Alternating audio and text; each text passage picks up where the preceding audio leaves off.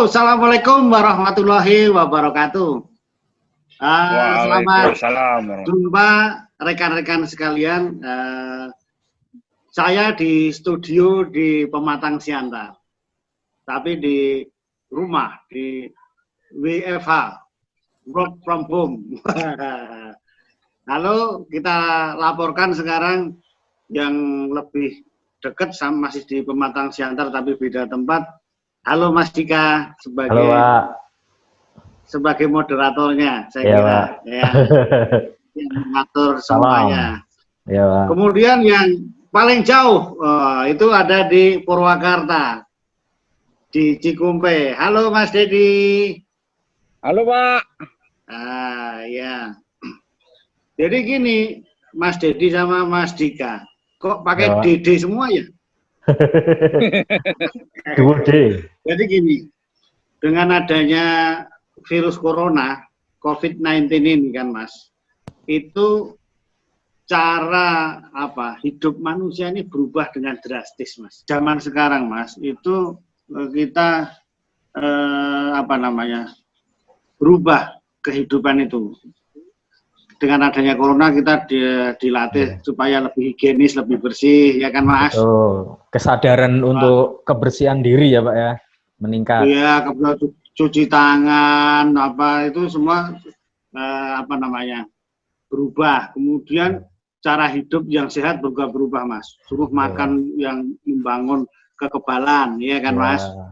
Mengkonsumsi vitamin. Ya. Vitamin, makan sayur dan buah, banyak gerak, kan begitu. Iya Pak. Iya Pak. Terus olahraganya di rumah ya Pak? Di rumah, iya. Nggak bisa jalan-jalan Pak. Iyalah, nantilah itu. Nah, yang lain adalah gini, cara berkomunikasi berubah dengan drastis Mas. Iya Pak. Cara bekerja, cara sekolah, cara menyampaikan informasi itu berubah secara drastis. Nah, semua caranya online Mas sekarang, ya kan, secara virtual, ya kan. Pak. Belanja online. Kemudian sekarang inilah kita praktekkan. Jadi dengan bekerja kita jarak jauh bisa sekarang komunikasinya, ya kan. Nah, ini dipaksakan dengan adanya corona. Sebetulnya udah bisa, hanya kalau nggak dipaksakan, nggak dicoba-coba, gitu. Ya kan Mas Dedi? Iya, betul Pak. Nah, cara sekolah juga demikian. Sekolah online bisa loh Mas. Ini anak saya di rumah ngerjakan PR, ada tugas, itu SMA maupun yang kuliah juga dari rumah kuliahnya, pelajarannya. Iya Pak. Bahkan di jalan sambil naik mobil itu bisa ngerjakan asal ada internetnya kan, gitu Mas. Iya. Ya, Pak. Inilah salah satu cara kita ini berubah itu tadi. Makanya ini sekarang ini kita kerja juga dengan menggunakan ini teknologi ini digital ini Mas, ya kan. Iya, digital. Nah, ini contohnya ini kerja ini Mas, bukan kuliah pun bisa caranya demikian toh Mas. Iya Pak. Betul. Ya. Jadi kali ini kita mempraktekkan itu adalah penjelasan mengenai kelapa kopior. Ini banyak yang belum tahu loh Mas, kelapa kopior itu banyak yang tanya. Kelapa kopior itu apa sih gitu.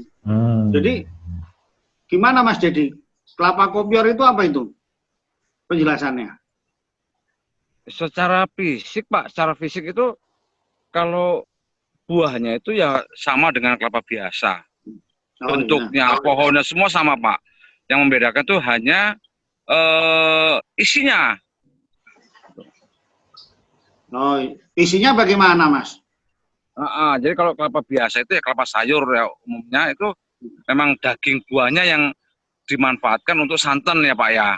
Kalau kelapa kopior seperti ini yang ada di di layar ini, itu daging buahnya ya Pak. Daging buahnya ngelotok sendiri kan, letek sendiri kan? Iya Pak, daging buahnya rontok sendiri. Ya kalaupun ada yang bandel istilahnya ada dikorok-korok sedikit, tapi umumnya ya rontok seperti itu Pak, kalau umurnya sudah cukup antara 10 sampai 11 bulan. Iya. Mas, itu rasanya kan luar biasa enak kan Mas? Nikmat sekali Pak. Ya. Oh. Apa ada lain Pak rasanya Pak antara kelapa biasa yang kita kerok biasa sama yang kopior itu lain Pak rasanya Pak? Lebih gurih gitu kira-kira atau gimana Pak?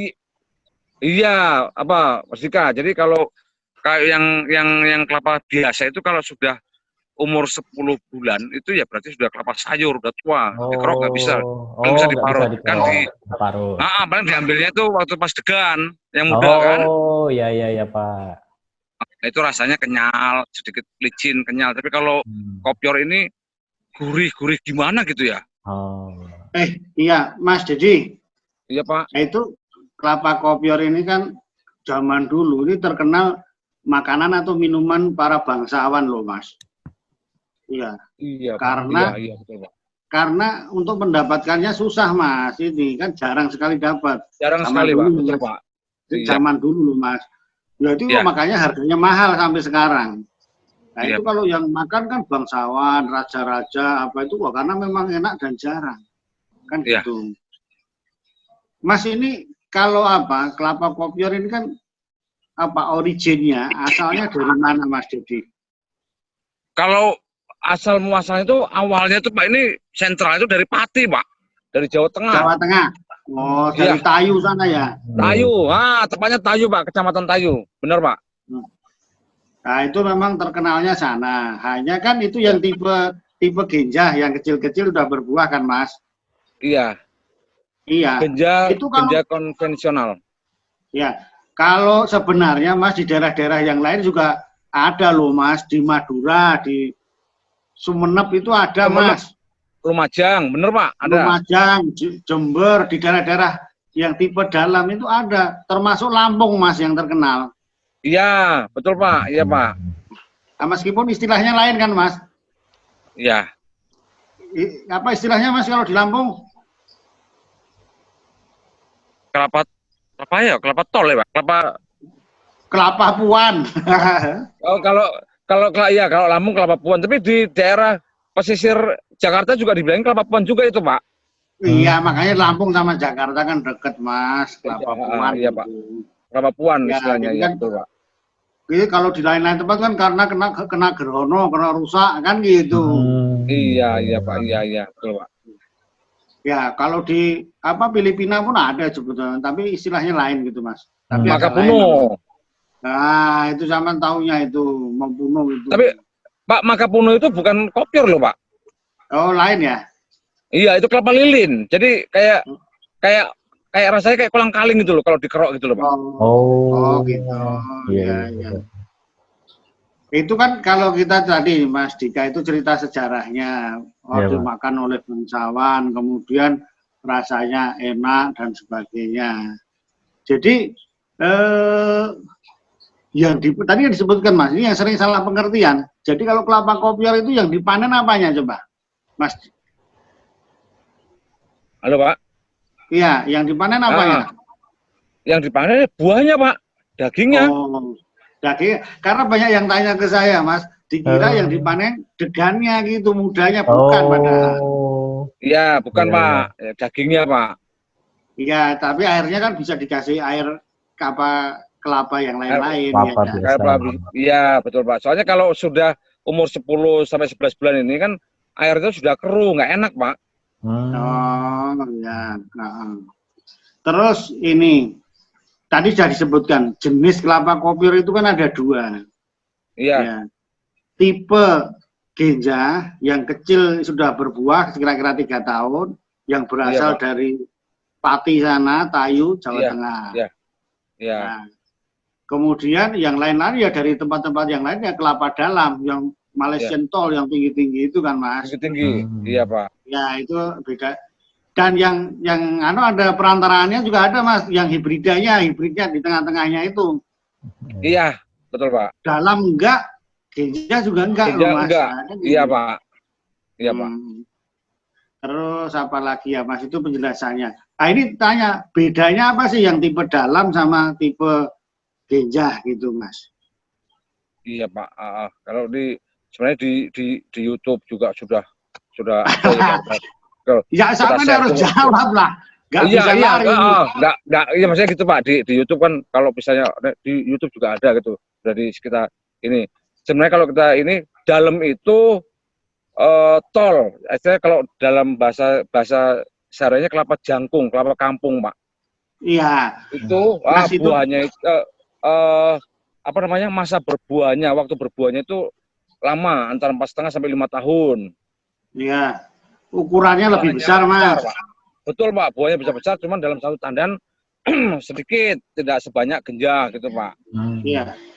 Tapi gini, Mas, yang apa? Yang perlu dijelaskan juga. Tipe perkawinannya juga beda, Mas. Ya, betul, Pak. Iya.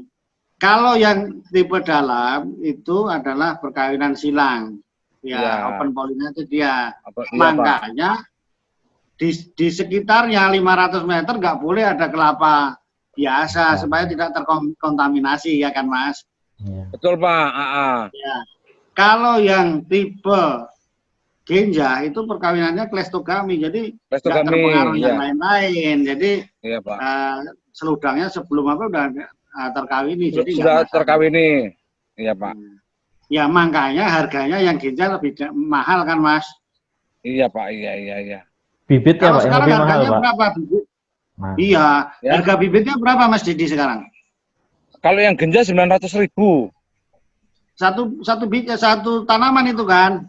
Iya betul Pak. Kalau yang dalam 350.000. Woi. Terus tapi kan cepet balik modal loh, Mas, meskipun mahal gitu. Waduh, nggak nyampe 2 tahun Pak, udah balik modal Pak.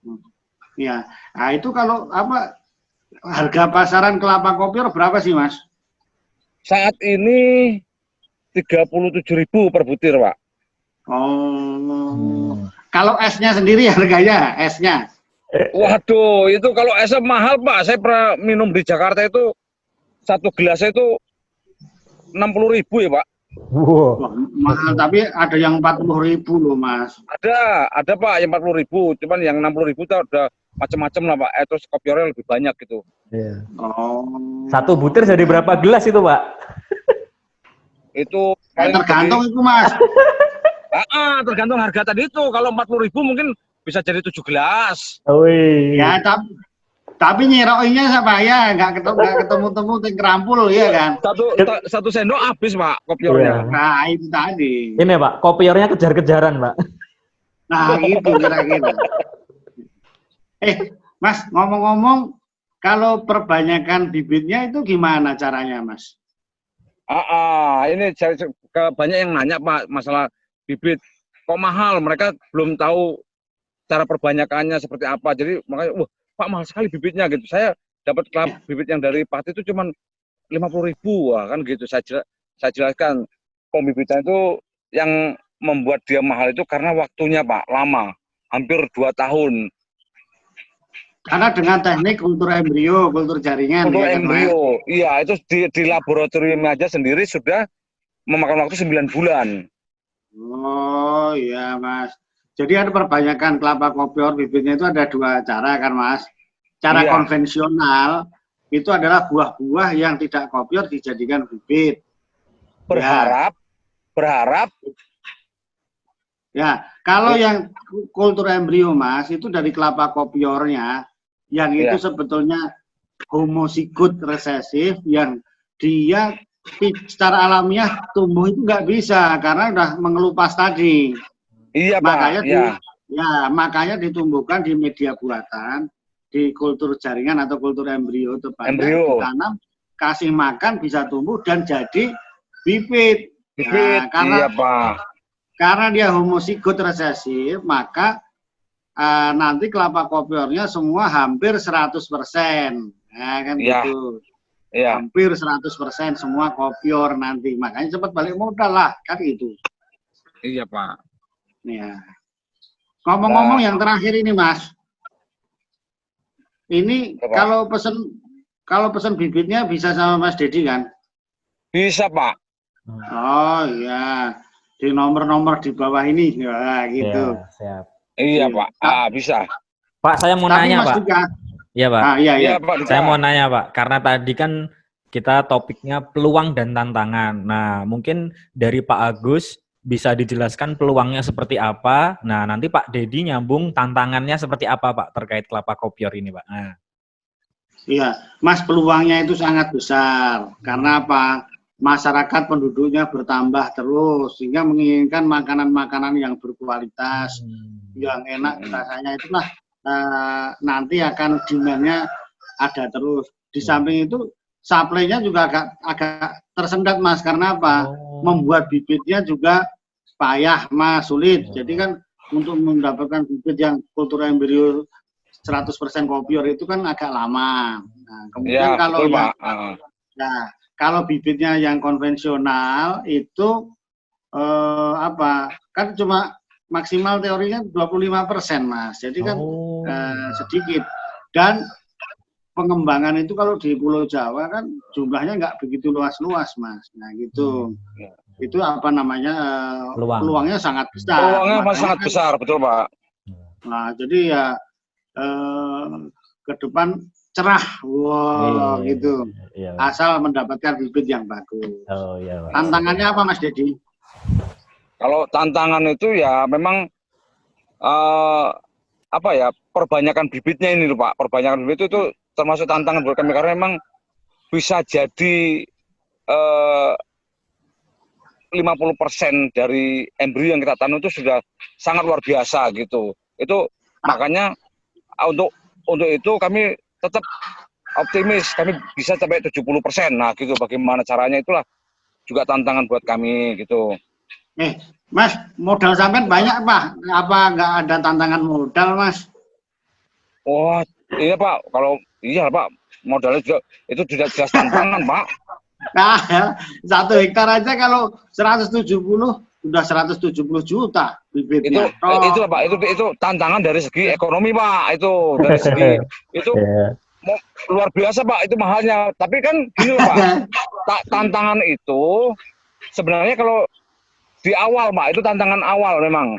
Tapi begitu sudah menerima hasil, itu dengan tiap bulan kita menerima, enaknya ini satu lagi nih, kelapa kopior ini atau kelapa apa sajalah gitu. Itu nanamnya sekali, panennya tiap bulan. Dan nggak pernah trek, ya kan Mas? Nggak pernah trek, gitu loh, Pak Dika. Oh iya Pak. Pupuknya juga sedikit, pupuknya perawatannya minim. Pak Dika nanam apalah yang komoditinya yang paling bagus? Duren, semahal-mahalnya duren. Adakah panennya tiap bulan? Terus ada lagi itu Mas, apa namanya, kenapa menanam, tapi tantangannya tadi belum, itu ada serangan oriktes nanti Mas Dika, sampai ahlinya itu. Selain tadi harga mahal, juga hamanya. Oriktes juga ya, Pak. Ada rincoporus sama oriktes Mas. Tapi tenang, ada masternya. Ada kok master, ada dokter itu. Kan ada apa, orikmas sama feromonas untuk nangkepin kumbang itu. Iya Pak. Pak, kalau rincomonas tuh bagus nggak Pak? Ya bagus lah Mas, untuk rincoporus nangkap. Nah itu mungkin juga perlu ini juga itu Pak, yang rincomonas Pak. Jadi itulah Mas Dika, Mas Dedi, saya kira diskusi kita udah lumayan banyak menjelaskan tentang beberapa macam hal tentang kelapa kopior begitu. Iya Pak. Ya Pak. Oke Mas Dika. Siap. Salam jumpa jarak jauh dari kami di stasiun yang di Siantar. Wah ini sampai lagi Mas Dika di Siantar yang di jauh di sana. Tetap jaga kondisi, kalau keluar menggunakan masker seperti ini. Siap. Ya Pak. Iya, mudah-mudahan bermanfaat bincang-bincang kita untuk pagi hari ini. Amin. Terima kasih. Assalamualaikum warahmatullahi wabarakatuh. Waalaikumsalam warahmatullahi wabarakatuh. Oke, Pak Agus, Pak Dika. Ya, monggo.